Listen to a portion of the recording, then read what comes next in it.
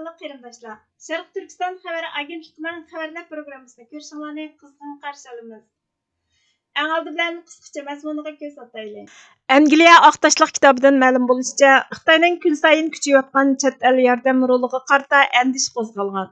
Malayziya va Vyetnamdan Amerikaga eksport qilingan elektronlik mahsulotlar Amerikaning tekshirishiga duch kelgan. Tunda tafsiliy mazmunlarni diqqatingizga sunamiz. Angliya Aqtashliq kitobidan ma'lum bo'lishicha, Xitoyning kun sayin kuchayayotgan chet el yordam roliga qarta andish qo'zg'algan. Muhofizatchi xabar torining 20 noyabr kunidagi xabariga qaraganda, Angliya hukumatining yordamlar bilan munosabatlik Aqtashliq kitobida Xitoyning xalqaro taraqqiyotdagi ortgan roli va manfaati tahdidga uchragan ahvol ostida Angliyaning kuchli bir raqobatchi bo'lish kerakligining sistemlik bir yer shariy o'zgarishdan derak berdiganligi haqida ogohlantirilgan. David Cameron tashqi ishlar ministrlik vazifasini topshirib olgan va uning ilgirki Xitoy bilan bo'lgan savdo aloqasi tekshirilsimi, bu hujjat Xitoyning taraqqiyot andisiga yoki kun sayin kuchayayotgan ta'siriga jang e'lon qilishdan voz kechmaydi ekan. Tizimlikdagi yetarsizliklar bo'lsa, texmi tuvan ijtimoiy o'lchamlar bilan ishlash, cheklik oshkorlik, sarxillarni tutish jinoyati, bir balvoq bir yo'l qurilishidek qo'sh tarafli qurollarga o'xshaydigan ko'p tarafli sistema bilan cheklik moslashish qatorliqlarni o'z ichiga oladi ekan. Aqtashliq kitobda Xitoyning xalqaro taraqqiyotdagi rolining kun sayin kuchayishi yer shariy taraqqiyot manzarasining sistemlik o'zgarishidan derak berdi deb ogohlantirilgan. 2008-yildan 2021-yilgacha bo'lgan oralikda Xitoy 498 milliard dollar qarz va'dasi bergan bo'lib, bu Dunyo bankisining o'xshash mazgildagi egalik huquqining 83%ga barobar ekan. Aqtashliq kitobda aytilishicha, Angliya Xitoyning ochiq jamiyat va yaxshi boshqarish, hokim bo'lish xavfiga qarshi turishga, Xitoyning tafakkuriga ta'sir ko'rsatishga va zarur topilganda puxta harakat qilishga va'da bergan. Aqtashliq kitobda yana Xitoyning yer shariy taraqqiyot o'lchamini yuqori ko'tarish va Birleşken Devletler Teşkilatı'nın 2030-yilgacha bo'lgan imkoniyatlik sijil taraqqiyot nishonini amalga oshirishdagi halqiliq rolini ko'zda tutganda, Xitoyning yerlik tashabbusining tamomlanishidagi ko'p tarafli tirishchanligiga buzg'unchilik qilishning o'rniga to'liqlash intayin muhim deyilgan. Aqtashliq kitobning mo'ljallarcha kafolatni texmi ko'p ishlatish orqali ko'p tarafli taraqqiyot banklari kelgusi 10 yilda 300 million dollar, ya'ni 240 million fond sterlingdan 400 million dollargacha qo'shimcha mablag' bilan ta'minlayoladi ekan. Dunyo bankisining mo'ljallarcha o'rta va tuvan kirimlik davlatlarda imkoniyatlik sijil ul asliya turlari uchun 1 trillion 200 milliard dollar mablag'ga ehtiyojli bo'lib, bu 2030-yilga borganda imkoniyatlik sijil taraqqiyot nishoniga yetish uchun kerakli qo'shimcha 3 trillion 900 milliard dollardan xeyli tuvan hisoblanadi ekan. Malayziya va Vyetnamdan Amerikaga eksport qilingan elektronlik mahsulotlar Amerikaning tekshirishiga duch kelgan. Reuters agentligining 22 noyabr kunidagi xabariga qaraganda, quyosh energiyasi batareya taxtasi va mikro o'zak qatorliq Malayziya va Vyetnamdan kelgan 74 million dollarlik elektronlik mahsulotlarning 9-oyda Amerikaga kirishi rad qilinib, majburiy emgak bilan aloqasining bor yo'qligi tekshirilgan.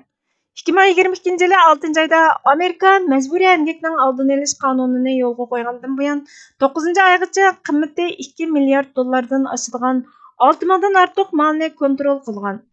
Noyabrning 5-ida yangilangan sonliq ma'lumotlarga qaraganda, ularning yarmi degidek rad qilingan yoki tasdiqlanishni saqlayotmoqda ekan.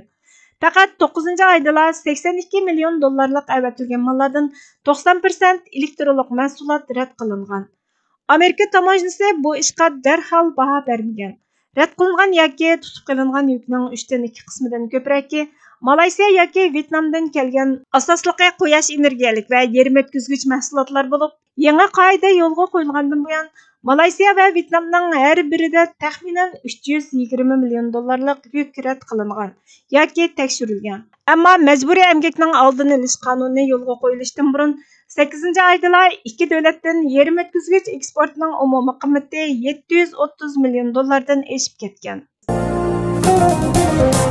Sharq Turkiston Islom hukumatining raisi Alixon Turan janobi oliylarining 1945-yili so'zlagan nutqidan oriya. Musulmon qarindoshlar, vatandoshlar. Әмділікте шунчылғала işler көz aldığımızdan ötken turup, beşimizden ötken tercümanlarını görüp turup, yana aldansak, vəhşi düşmelerinin aldam xaltısıga texim üçsek, vicdansız xaillerinin yağlama sözlerine işensek, özümüz ve evlatlarımızın bəxt saadetini, biz musulmanların halaketini közlep, örkolap marap turgan aşı din düşmeni, Xudo düşmeni ve xalq düşmeni bolgan cankeşinin iltifatıga tapşırsak, öz kolumuz bilen zər içken, öz putumuzga özümüz paltı çapkan bolmaymızmı? Bunda qilishimiz ilan chiqqan to'shikka qo'l solmanglar, zolimlarga do'st bo'lmanglar degan Allohning amri, payg'ambar alayhisalomning hikmatlik so'ziga qarshi ish qilganlik bo'lib, ikkala dunyoda biz musulmonlarning yuzi qari bo'lmamdi. Biz musulmonlar endi hargiz aldanmaymiz. Ilan chiqqan to'shikni ko'rib turib qo'l tiqmaymiz. Eng yaxshisi Xitoy hukumati Sharq Turkiston zamini ustida xiyol surayotgan hokimiyat xiyolini miyasidan chiqarib tashlab, o'zlarining ana makoni, asli vatanlari bo'lgan Junguni Yapon jangirligidan qutqizib olishning chorasini qilsin. O'zlarining eng boy, eng go'zal joylarini, bog'-bo'stonlik tog'larini Yapon jangirlariga topshirib etib, Sharq Turkiston xalqining asli vataniga, ana makoniga bosqinchilik qilishdan uyalsin. İlimsiz, medeniyetsiz Xitoy hokimiyatining istibdodligi ostida necha yuz yillab ezilib, yanjilib kelgan Sharq Turkistonning 95% xalqining ozodlik uchun qilgan urushini har bir madaniyatlik va xalqchil, insonparvar jahon hukumatlarining nohaq yoki o'rinsiz deb qarmaydiganligiga iymonimiz komil. Xitoy hukumatining boshlig'i Jiang Keyshi qanchalik kuch-g'ayratga ega bo'lgan bo'lsa, buni o'z vataniga bostirib kirgan dushmanlarga qarshi urushga ishlatib, vatanini besib kirganlardan bo'shatishi lozim. Biz Sharq Turkistonliklarmi o'z vatanimizga o'zimiz ega bo'la olamiz. Aslidagi ana makonimizni, nozi-ne'matlik, unumlik tuproqimizni bir tomchi qinimiz qolguncha himoya qila olamiz. O'zining va millatining hayotini, baxt saodatini u-jongshin, bu-jongshinlarning iltifotiga topshirayotgan umidsiz behimmatlarga hech qachon yo'l qo'ymaymiz. Dini islom barhaq bo'lgan ekan, tutgan yo'limiz rost bo'lgan ekan, dushmanlarimizni shak shubhasiz yengalaymiz. Xudo bizga yordir. Musulmonlar, din qarindoshlar, ogoh bo'linglar, mardona bo'linglar. Pat yaqinda g'oliblikning eng oxirgi chekiga yetib, zolim Xitoy hokimiyatini ana makonimizdan, asli vatanimiz Sharq Turkiston tuprog'idan bir tal yiltiz to'mirni qo'ymay yulib tashlaymiz.